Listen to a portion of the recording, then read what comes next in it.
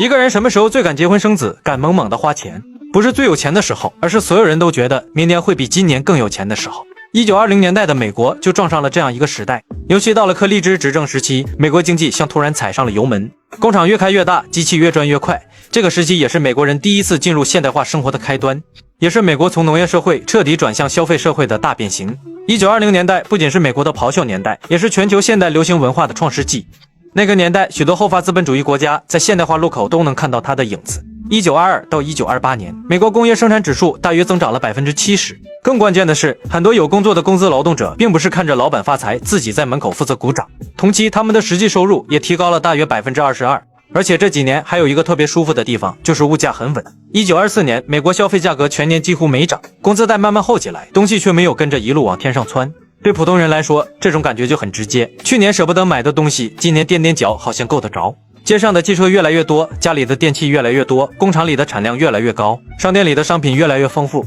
昨天还属于有钱人的玩意儿，过几年突然就摆到了普通人的购物清单上。这时候一个人的想法就会慢慢变，以前是有多少钱过多少日子，现在开始变成照这个速度下去，我以后应该还能过得更好。因为真正推动一个社会往前消费的，从来不只是钱包，还有对未来的信心。当一个人觉得明年的工作还在，工资还能涨，东西还会越来越便宜，他的胆子自然就大了，甚至大到都敢结婚生子了。到1929年，美国住宅接通电力的比例已经从1912年的约16%提高到接近68%。与此同时，制造业电气化也快速推进。换句话说，是生产力的进步让这场繁荣爆发了前所未有的物质财富。过去一天只能造10件，现在机器、流水线、标准化一起上，一天能干20-30件，单件成本就有机会往下压，价格一降，原来买不起的人开始买得起，买的人一多，企业又敢继续扩产，一个巨大的循环就这么转了起来。到了1919年，美国机动车产量大约190万辆，到了1929年已经达到约560万辆。这时候的美国人第一次非常直观地发现，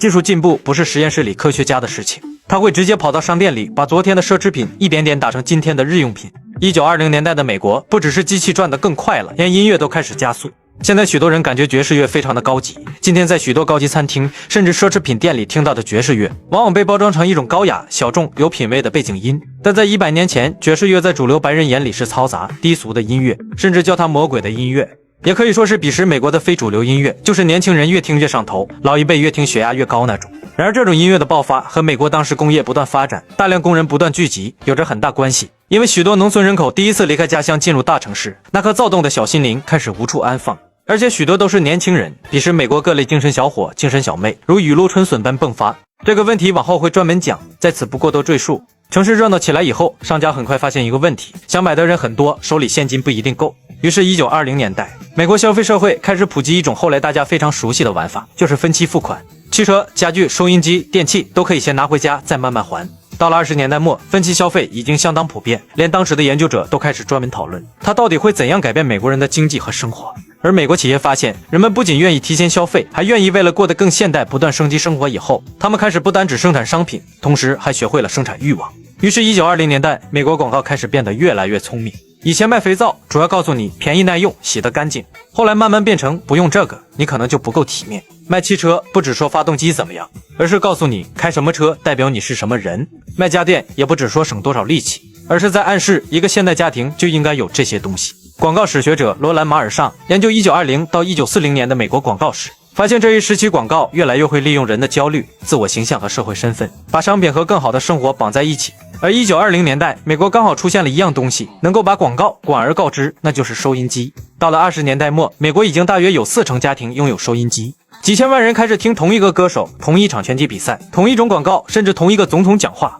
1925年，柯立芝的总统就职典礼通过广播传向全国，估计有超过2200万人收听。柯立芝在当时说了一句很有名的话，他说美国人最主要的事物就是商业。后面他紧接着谈的就是生产、购买、销售、投资和繁荣。那个时候越来越多人相信财富会继续往上涨，明年还会更好。到了1928年，这种乐观已经快冲到房顶了。这一年，赫伯特·胡佛准备竞选总统，当时的胡佛还不是后来那个天天被大萧条追着骂的总统，他是柯立芝政府的商务部长。在很多美国人眼里，这哥们简直是繁荣时代优秀员工。于是1928年8月，胡佛接受总统候选人提名时，公开说了一句很有时代味道的话：美国已经比历史上任何国家都更接近最终战胜贫困。因为彼时胡佛眼前看到的美国是短短几年内，美国多了上千万辆汽车、数百万台收音机、几百万户家庭接上电，国民收入在增长，工资购买力在提高，城市越建越大。而这时候，美国的现代化已经达到全国市场化的程度。1920年，美国26类主要零售行业大约有 4.9 万家连锁门店，